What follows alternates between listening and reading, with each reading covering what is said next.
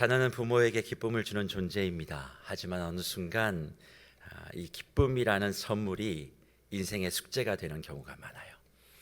어느 지점에 이르면 이제 이 숙제가 풀 수 없는 난제가 됩니다. 난제가 되면 나의 어깨에 무거운 짐이 되는 경우가 있지요. 부모의 입장에서 자녀가 조금이라도 힘들고 어렵고 흠없이 이 세상을 좀 잘 살기를 바라고, 또 내가 살아보니까 이렇게 사는 것이 훨씬 더 유익이다, 이렇게 살면 정말 더 어렵겠다, 그렇게 생각하며 나의 경험을, 나의 선택의 여러 가지 좋고 나쁨을 다 우리 자녀들에게 이야기해 주고 싶고 어떻게든 더 좋은 삶으로 끌어가고 싶은 마음이 부모에겐 있어요. 하지만 자녀들은 어떻습니까? 이런 부모의 마음을 부모가 되지 않고서는 알 수가 없어요. 그래서 부모와 자녀 사이에는 언제나 이해하는 것 같은데 이해가 잘 안 돼요. 그리고 공감하는 것 같은데 공감이 잘 되지 않아요. 그래서 성경은 서로가 서로에 대한 해독과 해석이 필요하다 말씀하며 에베소 교인들에게 오늘 6장 1절부터 4절까지 부모와 자식 간에 어떠한 이해와 해석과 해독이 있어야 될지를 말씀하고 있습니다. 그 가운데 부모에게 주시는 말씀이 있어요. 오늘 본문 에베소 6장 4절의 말씀이 바로 이러합니다. 또 아비들아, 너희 자녀를 노엽게 하지 말고 오직 주의 교훈과 훈계로 하라, 양육하라, 그렇게 말씀합니다. 또 아비들아, 너희 자녀를 뭐 하지 말라고요? 노엽게 하지 말라 말씀하고 있습니다. 노엽게 하지 말라는 얘기는 화나게 하지 말라, 그런 말이에요. 사실 이 말씀은 성경의 여러 말씀들이 다 어렵지만 실제의 삶에서 행하기가 정말 어려운 말씀입니다. 왜냐하면 이 말씀을 듣는 순간 우리는 이렇게 반문해요. 하나님, 저는 저희 집에 제가 아이들에게 화를 내는 것이 아니라 아이들이 나를 화나게 합니다. 애들이 화를 내게 해요. 근데 지금 나에게 화를 내게 하지 말라 이렇게 말하는 것 말이 안 됩니다. 도대체 우리 집 애들은 말을 들을 생각이 없어요. 이제 좀 컸다고 제 말 들으려고 하지 않고 기껏 한다는 말이 뭔 줄 아세요? 알아서 할게요. 알아서 한다니까. 그럼 하나님, 알아서 하면 좋잖아요. 뭘 알아서 해요, 지들이. 알아서 하는 거 하나 없어요. 저렇게 살아가지고는 이 세상, 험한 세상 감당하고 사는 것도 어렵고 나중에 또 좋다고 남자 여자 데리고 와서 결혼한다고 그럴 거 아니냐고. 가정 건사하기는 무슨, 어떻게 저거 살겠냐고. 내가 속이 터져요. 태어날 때는 정말 복덩이인 줄 알았는데 이제 나를 가장 답답하게 만드는 돌덩이가 바로 죄예요, 생각하시는 분들이 이 자리에 계실 거예요. 그렇다면 우리는 현실과 이 말씀, 나를 화나게 하는 저 자녀들과 화내지 말라고 말씀하시는 하나님의 말씀 사이에서 어떤 삶을 살아내야 될까요? 이 문제의 해답을 풀어가려면 두 가지 전제가 있어야 돼요. 그 두 전제가 충족될 때 이 문제가 풀어지는데, 첫째는 부모가 언제까지 자녀 옆에 있을 수 없다는 걸 인정해야 된다는 거예요. 내가 영원히 이 아이들 옆에 있을 수 없다. 두 번째는 자녀 교육에 대한 명확하고도 분명한 방향이 부모에게 있어야 된다는 거예요. 그러니까 두 가지죠. 내가 이 아이들 옆에 영원히 있을 수 없어. 그리고 이 아이들을 내가 지금 어떻게 할 수는 없지만 이 아이들에 대한 분명한 교육의 방향이 항상성, 흔들리지 않아야 돼요. 시기마다 변하면 안 돼요. 우리 아이들은 이렇게 갈 거야 라고 하는 분명한 교육의 방향이 부모에게 있어야 된다는 거죠. 그리고 행동해야 그것에 대한 해법이 나올 수 있다는 겁니다. 그래서 필요한 게 뭐냐? 이 아이가 어떻게 이 세상을 홀로 살아갈 수 있도록 돕는 것. 지난 시간에 말씀을 드린 걸로 비유하면 독립하는 데 있어서 내가 어떤 도움이 될 것인가. 이 아이가 어른 되게 만드는데 자녀 교육의 방향이 일단 설정이 돼야 된다는 거죠. 저는 이 부분에서 가장 지혜로운 해답을 가지고 있는 민족이 그래서 이스라엘 민족 같습니다. 자녀를 끝까지 부모가 책임질 수 없으니까 그들이 하는 교육 방법이 있습니다. 그것이 뭐냐면 하나님의 말씀 교육을 최상위에 두는 거예요. 그 왜 그렇게 두냐면 부모가 끝까지 있을 수 없으니까. 하나님의 말씀은 영원하다는 거예요. 그러니까 하나님의 말씀 교육을 최상위에 둡니다. 말씀 교육, 그러니까 아이들을 말씀으로 교육시켜야 돼. 그걸 강화해야 돼. 교회가 그것을 잘 가르쳐야 돼. 목사님이 그것을 잘 해줘야 돼. 그렇게 생각합니다만 사실 이스라엘 백성들이 얘기하고 있는 자녀의 말씀 교육은 자녀를 향한 게 아니에요. 자녀의 말씀 교육은 누구를 향하고 있냐면 부모를 향하고 있습니다. 부모가 말씀을 읽고 말씀을 묵상하고 부모가 먼저 말씀을 사랑하는 사람이 되는 것이 자녀 말씀 교육의 출발이에요. 부모는 말씀을 사랑하지 않는데 어떻게 자녀가 말씀을 사랑합니까? 불가능한 거죠. 부모가 먼저 말씀을 읽고 말씀을 사랑하여야지만이 이것이 이론이 아니라 실제가 된다는 겁니다. 그래서 이스라엘 민족은 늘 말씀을 삶의 최우선순위로 두고 누가 먼저요? 자녀들이 아니라 어른된 부모된 이들이 먼저 그렇게 살아가는 거예요. 그리고 말씀을 우선적으로 살아가는 삶의 모습이 있습니다. 말씀을 정말 중심에 가지고 살아가면 그 어른과 그 부모가 하는 행동이 있어요. 그게 뭐냐면 성전 중심의 삶을 사는 거예요. 말씀 중심은 반드시 성전 중심으로 이어지게 되어 있습니다. 그래서 그들은 어디를 가든 가장 먼저 성전을 세워요. 그리고 그 성전 안에서 말씀을 듣습니다. 가장 좋은 것을 가지고 가장 소중한 성전을 가장 먼저 짓고 그것을 귀하게 여기며 그 안에서 하나님의 말씀을 듣고 배우고 암송하는 거죠. 그래서 이스라엘 민족은 말씀 중심, 성전 중심의 삶을 살아가요. 그런데 말씀 중심과 성전 중심의 삶을 살면 어떤 결과가 나오느냐? 그것은 화목 중심의 삶이 나온다는 거예요. 말씀을 중심으로 가지고 성전을 중심으로 가지고 살아가는 모든 어른들은 화목 중심의 삶을 살게 되어 있어요. 그래서 이스라엘 백성은 성전에서 하지 않아야 될 딱 한 가지가 있습니다. 그게 뭔 줄 아세요? 싸우지 않아요. 성전에서 다투지 않습니다. 깨지고 분열하지 않아요. 왜냐하면 말씀 중심의 삶을 살고 성전 중심의 삶을 살기 때문에 그들은 화목의 삶을 살아낼 수밖에 없는 거죠. 그래서 어떠한 이견의 차이가 있어도 성전에서 싸우지 않습니다. 성전에선 고성을 지르지 않습니다. 분열하지 않습니다. 왜 그렇게 할까? 그 이유는 하나님의 말씀이 그리고 성전이 그것을 우리에게 가르치고 있지만 가장 중요한 건 그 모습을 보고 있는 내 자녀가 있기 때문에 그래요. 내 자녀가 그 모습을 본다는 거예요.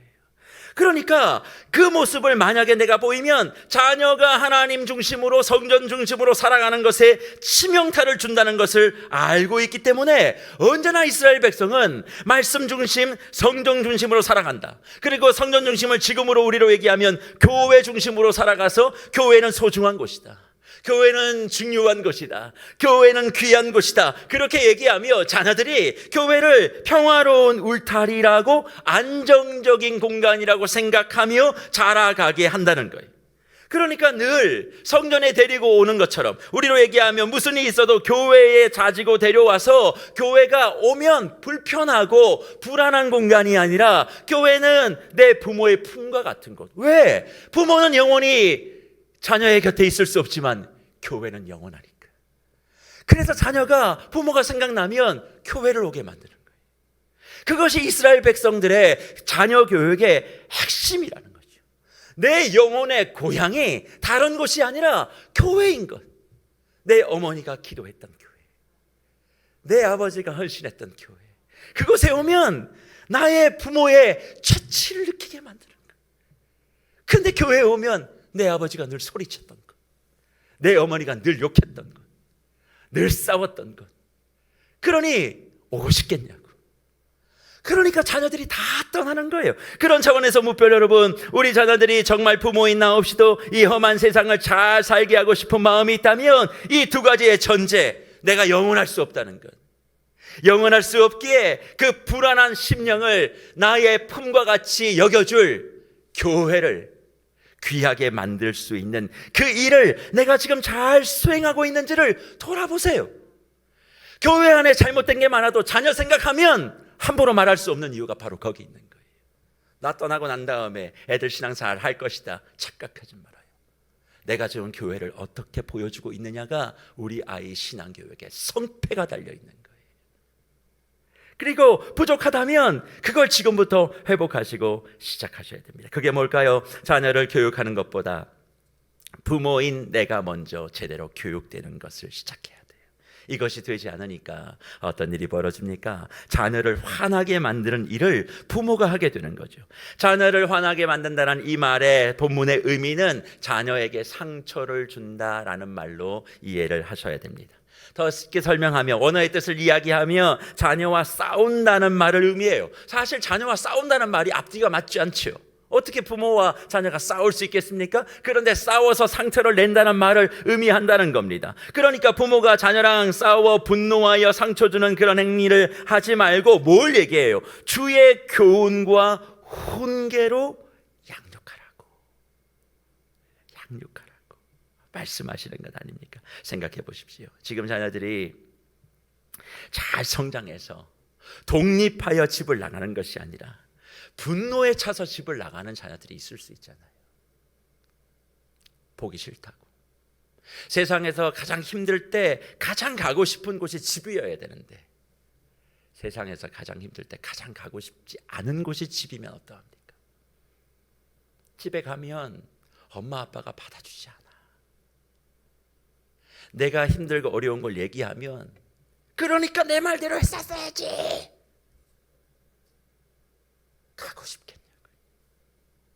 잘하고 싶은데 안 됐을 때, 위로받을 곳이 없을 때 집에 들어와 엄마의 품에 안기고 싶은데 엄마는 똑바로 하라고, 아빠는 도대체 지금까지 뭐 했냐고.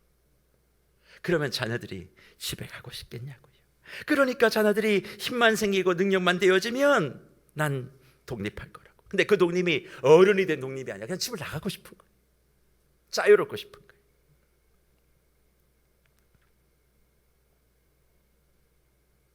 세상에서 혼나고 사람에게 치이고 어디로 갈 곳 없는 우리 자녀들이 제일 먼저 뛰어들어와 부모의 품에 탁 안겨 위로를 받게 해야 되는데 그게 안 된단 말이에요. 그래서 이런 말 기억하십니까?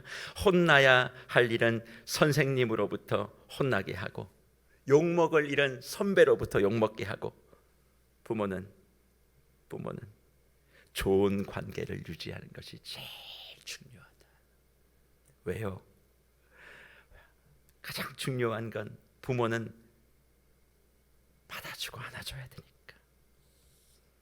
세상에서 내 자식을 안아줄 수 있는 존재는 나밖에 없으니까 그렇게 해야 된다는 거예요.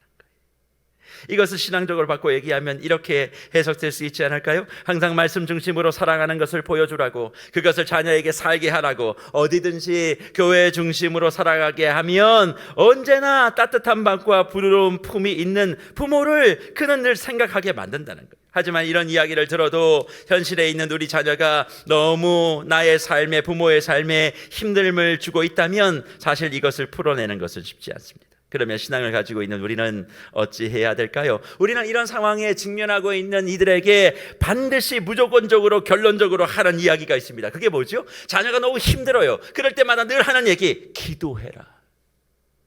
기도하라는 거예요. 자녀 위해서.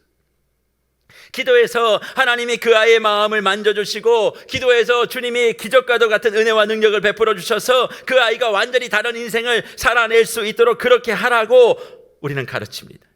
그런데 무별 여러분, 지금 자녀를 위해서 오늘 이 예배에 참여하신 분들 가운데 자녀를 위해서 기도하지 않는 분이 한 분이라도 계실까요? 저는 아니라고 봅니다. 모두가 다 자녀를 위해서 기도하고 있을 거예요. 그 자녀를 사랑하는 것 이상으로 아마 주님의 이름을 부르며 기도하고 있습니다. 그런데 문제는 내가 기도해도 자녀가 잘 바뀌지 않아요. 공부 좀 열심히 했으면 좋겠는데 내가 기도한다고 애가 막 공부 열심히 하고, 그런 일 별로 없습니다.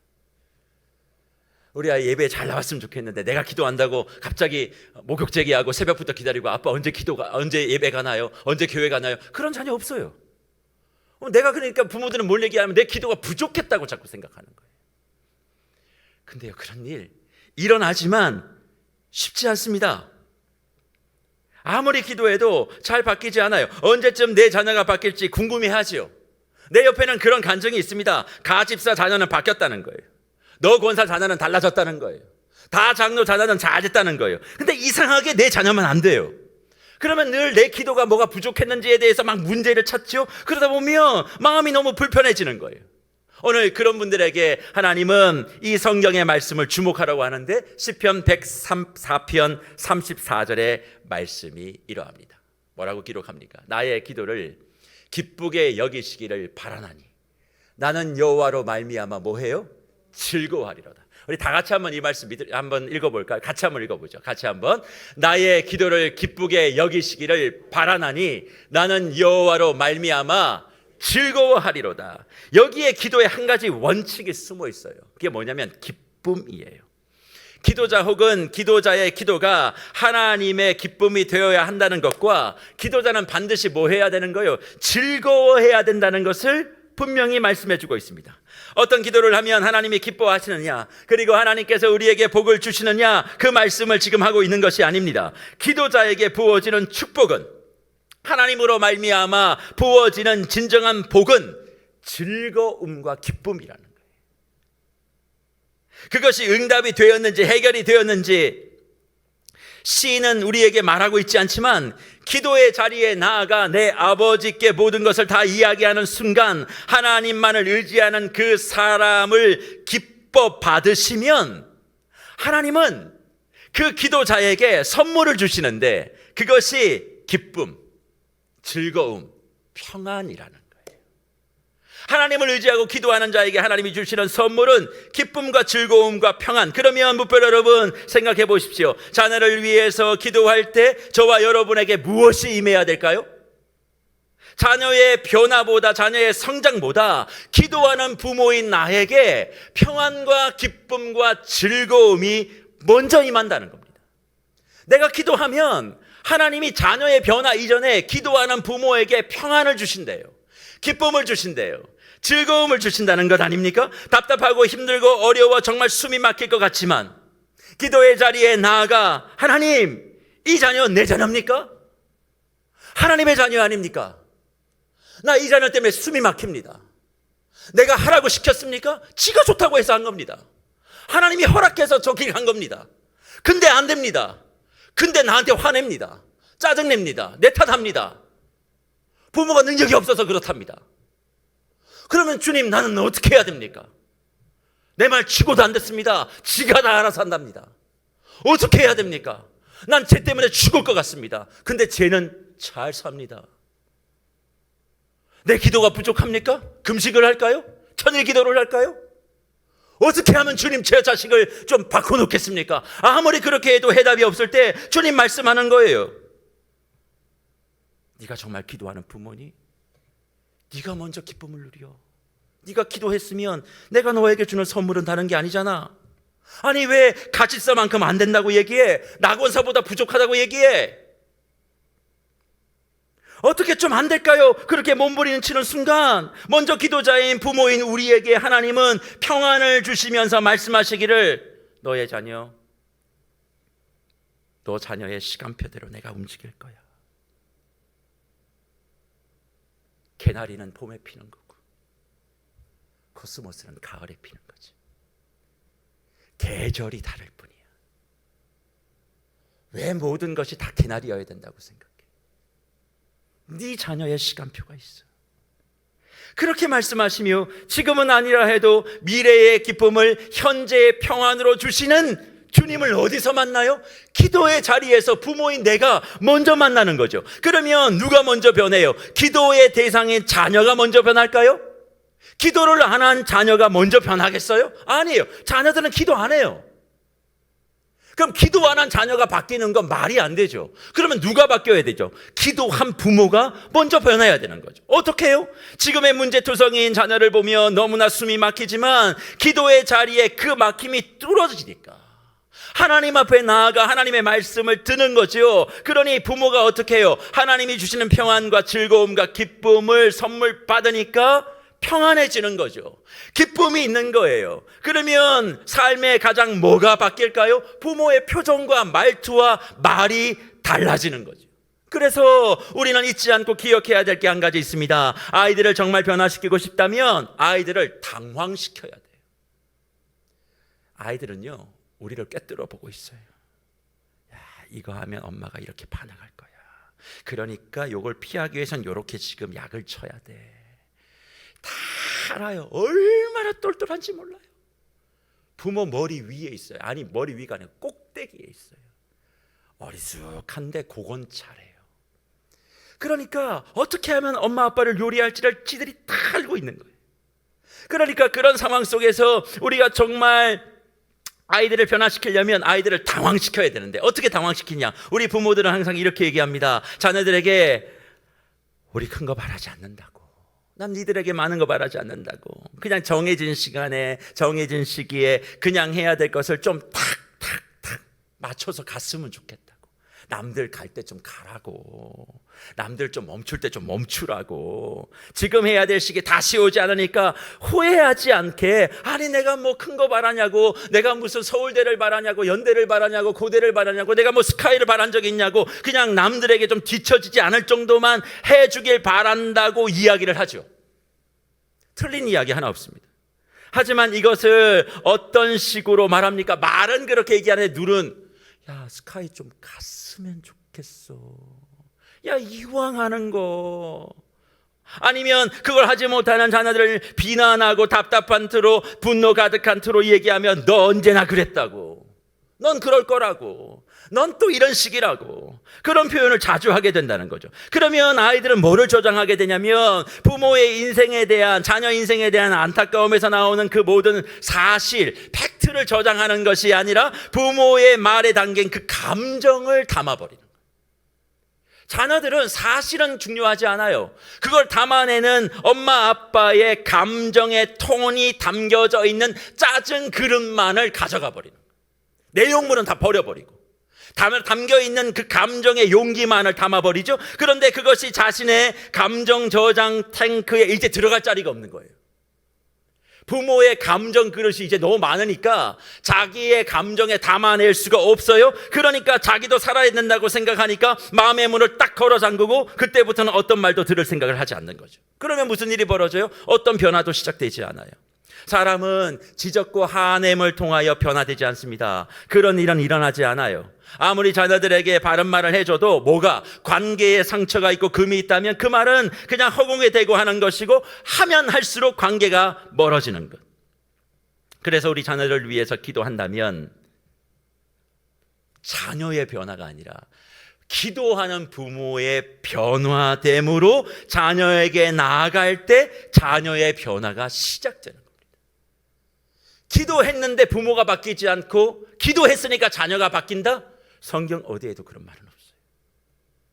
기도한 부모가 변화되어 변화된 부모가 자녀에게 나아갈 때 그게 변화되는 거죠. 그런 차원에서 저는 부모된 우리 모두가 자녀를 제대로 경영하는 복이 있기를 축복합니다. 생각해 보십시오.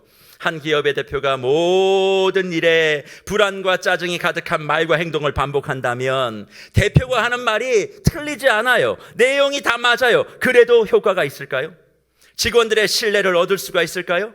어려움이 있어도 수많은 변수가 회사 경영에 있다고 해도 대표는 뭘 가지고? 큰 그림을 가지고 그 비전을 가지고 움직여가야 사원들이 안정을 가지고 그 리더를 신뢰하고 더 집중해서 그 방향에 최선을 다하지 않겠습니까? 마찬가지입니다. 부모된 우리가 자녀를 잘 양육하려면 자녀를 지혜롭게 경영해야 한다는 거예요. 어떻게 그러면 그럴 수 있습니까? 기도하세요. 마음과 정성을 다해서 하나님 앞에 기도하십시오. 하지만 그 기도를 통해서 먼저 평안과 기쁨을 얻으셔야 됩니다. 그것이 얻어지지 않으면 우리는 아직 자녀에게 무엇을 말할 조건을 완성시키지 못한 것입니다. 그 조건이 완성되지 않은 상태에서 자녀에게 뭔가를 자꾸 말하니까 상처받았다 그러는 거예요. 그래서 기도하는 부모 아래에서 아이들이 상처받았다는 이야기가 나오는 원인이 바로 여기 있는 거예요.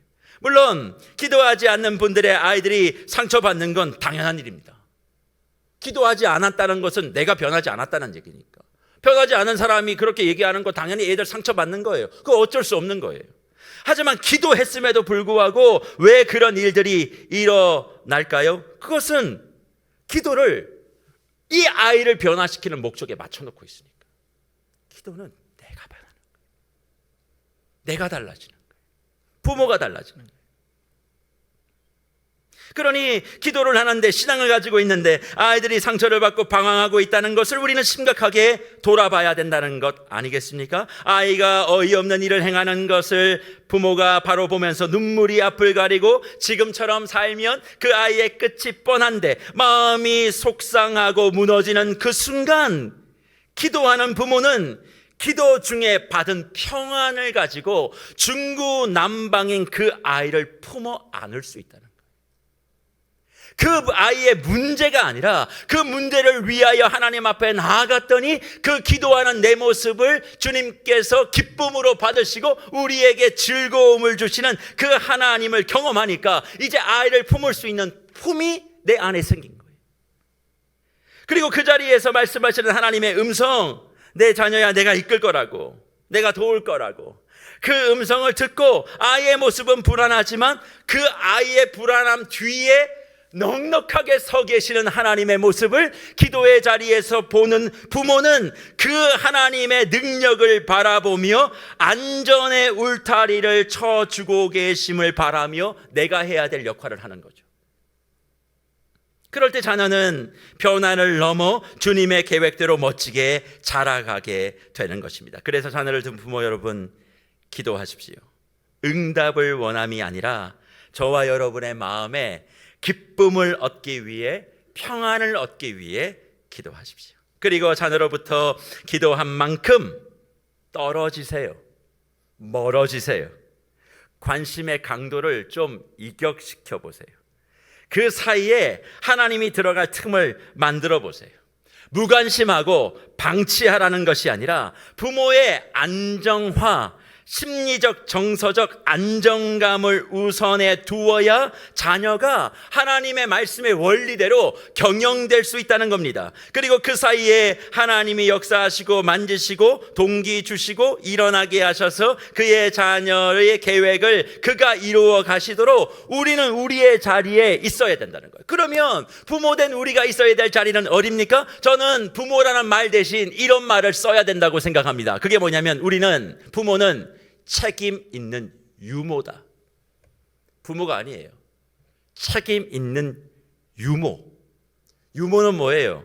해야 될 일을 했으면 이제 자녀의 진짜 집주인에게 맡겨드리고 내 업무 시간 끝나면 퇴근하는 거예요. 난 부모가 아니에요. 나는 책임 있는 유모예요. 진짜 부모는 하나님이에요. 그러니까 나는 시간 되면 퇴근해야 돼요. 근데 유모가 퇴근하지 않고 그 집에 계속 있으면 부모의 선을 침범하는 거예요. 그러니까 퇴근하세요. 퇴근 후에 그럼 뭐 해야 되는 거예요? 내일에 내가 또 해야 될 일을 위해서 힘을 비축해야 되는 거죠. 그러면 어떻게 힘을 비축해요? 운동도 하세요. 영화도 보시고 여행도 좀 다니시고.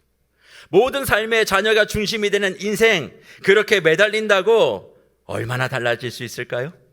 내가 다 변화시킬 수 없지만 나를 변화시키는 하나님이 온유와 평안과 그리고 여유와 기쁨을 부모인 내게 먼저 부어주지 않으신다면 우리의 자녀들은 결코 하나님이 원하시는 방향대로 경영되어질 수 없다는 겁니다. 그래서 지금 처음 해보는 부모의 역할, 아이들이 어릴 때뿐만 아니라 아이들이 성년을 넘어 장년이 되었어도 부모로 자리하고 있는 모든 교회 안의 부모님들은 우리는 이 땅을 살아가는 동안 나의 의도와 상관없이 우리에게로 온 이 아이들의 부모로 살아가야 하는 분들에게 저는 축복과 위로를 드리고 싶어요. 자녀를 바라보는 우리의 시각을 변화시켜가는 책임 있는 유모이기를 축복합니다. 무엇을 더 주는 부모이기보다 자녀를 바라보는 시각이 좀 더 여유로워졌으면 좋겠어요. 그렇게 얘기하면 이렇게 또 제게 질문합니다. 목사님, 인생이 다 철이 있고 시간이 있는데 여유 부리다가는 완전히 다 뒤처집니다. 그런 이야기를 들을 때 저도 부모로서 고민되는 건 사실 맞아요. 그런데 저는요, 이런 말씀을 드리고 싶어요. 저도 잘 안 됐지만, 지금도 잘 안 되지만, 무엇보다 자녀를 바라보는 그 조급함이 절박함으로 바뀌었으면 좋겠어요. 아니 그럼 목사님, 조급함은 뭐고 절박함은 뭡니까? 조급함은요, 내가 준비가 된 게 하나 없는데 뭘 원하는 게 조급함이에요. 내가 준비된 게 없어. 근데 뭘 바라는 건 엄청나. 그러면 사람이 조급해져요. 근데 절박함은요, 준비된 게 있어요. 내가 노력도 하고 땀도 흘려. 내가 뭔가 갖춰야 되니까 탁 갖췄어. 준비가 된 상태에서 뭘 바라면 그건 절박함이에요. 근데 대부분이 다 조급해요. 준비는 하나도 안 됐고 원하는 건 이따만큼 있어요. 그러니까 조급하지. 그러니까 여유가 없지. 그러니까 악수에 악수를 자꾸 두는 거예요.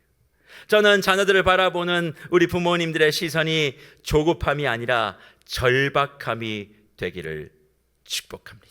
그저 육체의 부모를 넘어 정서적 유모, 정신적 유모, 영적인 유모, 지적인 유모로서의 준비, 이것은 한 번 하고 자녀의 어느 시기에만 하는 것이 아니라 우리가 살아가는 동안 평생 해야 될 숙제입니다. 이것은 졸업도 없어요.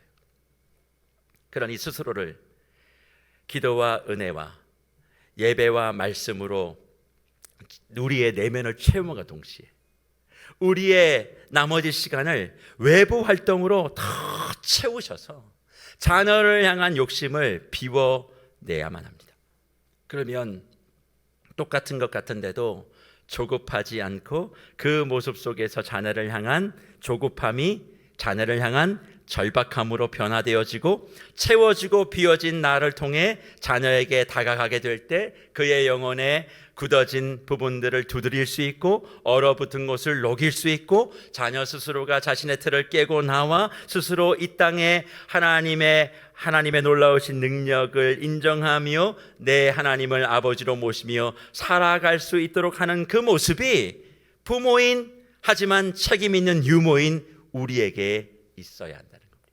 잘못한 것을 질책과 훈계 없이 그렇게 넘어가라는 말이 아닙니다.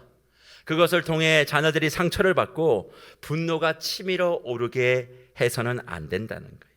무엇보다 한국의 강력한 유교사회, 가부장적 가정의 모습 속에서 우리가 본 아버지의 모습, 부모의 모습, 그건 뭡니까? 무조건적인 순종과 맹종적인 따름. 그것이 우리의 마음에 고를 내왔어요. 근데 그 고를 자녀에게 똑같이 넘겨주고 있는 거예요.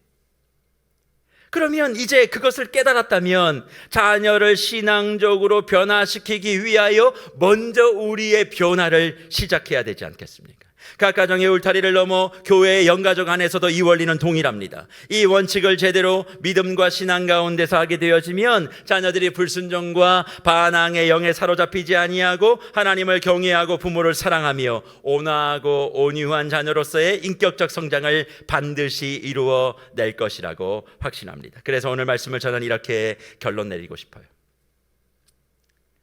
부모 말을 잘 듣는 자녀를 키우고 싶으십니까? 그렇다면 먼저 부모인 우리의 영혼과 정서와 시간을 관리하십시오.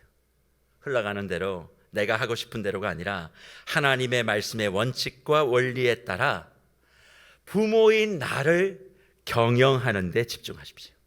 자녀들이 잘못한 것 있나 없나를 보기 전에 지금 부모인 내가 잘못하고 있는 것이 뭔가를 꼼꼼히 들여다보세요. 자녀들 시간 관리 왜 그렇게 해? 그 말 하기 전에 내가 시간 관리를 잘하고 있는지, 너 왜 이거밖에 안 해? 그게 아니라 내가 지금 그거를 어떻게 하고 있는지, 무엇을 더 배워야 하는지, 무엇을 더 준비해야 하는지 그것을 돌아보고 부족함이 있다면 돈을 들여서라도 배우세요. 모자란 것이 있다면 시간을 쪼개서라도 채우세요. 자녀들이 학교 가고 난 다음에 우리 어머니들 소파에 들어 누워 TV 리모컨 켜고 누워있지 말고 그 시간 나가서 배우세요. 자기 발전을 위해서 노력하세요.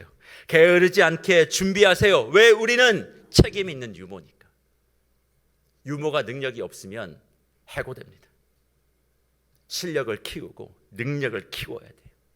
낳아준 걸로 끝나는 거 아닙니다. 실력을 키우고 능력을 키우고 자기 발전을 이루어내야 되는 거죠. 성장하는 부모 곁에 성장하는 자녀가 있습니다. 자라가는 유모 곁에 자라가는 아이가 있어요. 자녀를 어떻게 내가 원하는 방향대로 경영할까 고민하지 마시고 나를 어떻게 제대로 경영할까, 자녀 경영이 아닌 부모 경영을 제대로 이루는 부모가 되어서 하나님이 맡겨주신 자녀 관리의 의무를 잘 완수하기만 하면 주님께서 약속하시고 그 가정에 허락하신 모든 주의 자녀들을 가장 적합한 때에 가장 멋진 모습으로 세워줄 줄 믿습니다. 오늘 이 말씀을 가슴에 품고 자녀 때문에 힘들고 눈물 흘리시고 계시는 분들이 있으시다면 다시 한번 이 말씀이 내게 주시는 말씀으로 받으시고 기도의 자리에 자녀 변화의 응답보다 내게 주시는 평안과 기쁨을 가지고 변화된 모습으로 자녀 앞에 더 멋지게 서셔서 부모와 자녀가 한 가정에 함께 성장하는 그런 은혜가 우리 세계롭게 모든 가정 가운데 함께 하시기를 축복합니다.